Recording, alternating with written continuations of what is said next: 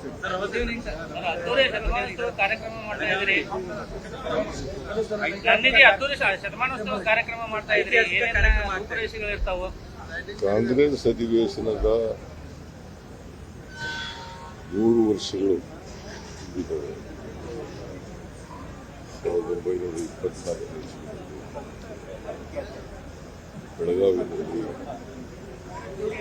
ಕಾಂಗ್ರೆಸ್ ಅಧಿವೇಶನ ನಡೆದಿತ್ತು. ಈಗ ಅದರ 100 ವರ್ಷಗಳಾಗಿದ್ದಾವೆ. ಶತಮಾನೋತ್ಸವವನ್ನು ಆಚರಣೆ ಮಾಡ್ತಾ ಇದ್ದೀವಿ. 26 ಮತ್ತು 26ನೇ ತಾರೀಕು 3 ಗಂಟೆಗೆ ಎಕ್ಸ್ಟೆಂಡೆಡ್ ವರ್ಕಿಂಗ್ ಕಮಿಟಿ ಮೀಟಿಂಗ್ ಇದೆ.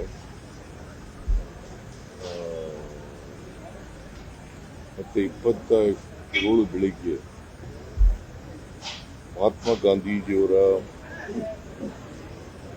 ಪ್ರತಿಮೆ ಅನಾವರಣ ಇದೆ. ಅದು ಗೌರ್ಮೆಂಟ್ ಸುವರ್ಣಸೌಧದ ಹತ್ತಿರದಲ್ಲಿ ಅವರ ಪ್ರತಿಮೆ ಅನಾವರಣ ಆಗಿದೆ. ಆಮೇಲೆ ಅದಾದ್ಮೇಲೆ ಪಬ್ಲಿಕ್ ಬಿಟ್ಟಿದ್ದೀವಿ. ಇದು ಅಧಿವೇಶನ, ವರ್ಕಿಂಗ್ ಕಮಿಟಿ ಮೀಟಿಂಗ್. ಎಲ್ಲಿ ಅಧಿವೇಶನ ನಡೆದಿತ್ತು ಅದೇ ಜಾಗದಲ್ಲಿ. ಈ ಕಾರ್ಯಕ್ರಮ ವರ್ಷ ಪೂರ್ತಿ ಮಾಡ್ತೀರಂತ ಕೇಳ್ಪಟ್ಟಿದ್ದು ಸರ್, ಜನ ಹೇಗೆ ಅದ್ರ ಏನು ಕಾರ್ಯಕ್ರಮ ರೂಪುರೇಷೆಗಳೇನಿದೆ? ಗಾಂಧೀಜಿಯವರ ವಿಚಾರವಾಗಿ ವರ್ಷ ಪೂರ್ತಿ ಕಾರ್ಯಕ್ರಮ ಹಮ್ಮಿಕೊಂಡಿದ್ದೀವಿ. ಅದನ್ನು ಎಲ್ಲ ರಾಜ್ಯದ ತುಂಬೆಲ್ಲ ಆಚರಣೆ ಮಾಡ್ತೀವಿ.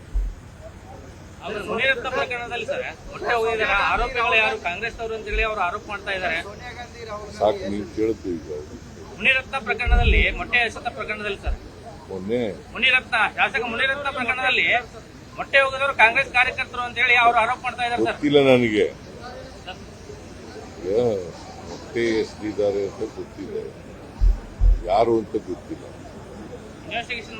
ಇಬ್ಬರು ಮೊಟ್ಟೆ ಎಸೆದಿದ್ದಾರೆ ಅಂತ ನನಗಿರ್ತಕ್ಕಂಥ ಮಾಹಿತಿ. ಅವರು ಯಾವ ಪಾರ್ಟಿಗೆ ಸೇರಿದ್ದಾರೆ ಗೊತ್ತಿಲ್ಲ.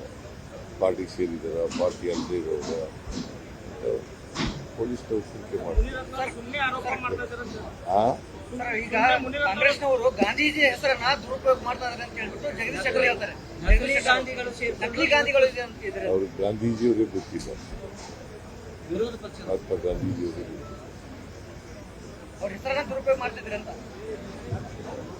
ಯಾರು ಗಾಂಧೀಜಿ ಹೆಸರನ್ನ ದುರುಪಯೋಗ ಮಾಡ್ತಾ ಇದ್ದಾರೆ ಅಂತ ಜಗದೀಶ್ ಶೆಟ್ಟರ್ ಅವರು ಆರೋಪ ಮಾಡ್ತಿದ್ದಾರೆ. ಯಾರಿಗೆ ಗಾಂಧೀಜಿ ಮಹಾತ್ಮ ಗಾಂಧೀಜಿ ಅವ್ರು ಗೊತ್ತಿಲ್ಲವೋ ಅವರು ಈ ತರ ಮಾತಾಡ್ತಾರೆ. ಗಾಂಧೀಜಿ ಬಗ್ಗೆ ಗೌರವ ಇದೆ. ದೇಶಕ್ಕೆ ಸ್ವಾತಂತ್ರ್ಯ ತಂದುಕೊಟ್ಟವರು, ಅವ್ರ ಬಗ್ಗೆ ಗೊತ್ತಿಲ್ಲದವರು ಇದೆಲ್ಲ ಮಾತಾಡ್ತಾರೆ.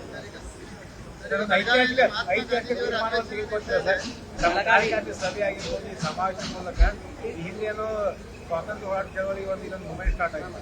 ಈ ಒಂದು ಅಧಿವೇಶನದಿಂದ ಒಂದು ಹೊಸ ರಾಜಕೀಯ ಬದಲಾವಣೆಗೆ ಕಾರಣ ಆಗುತ್ತಾ ಅಂತ.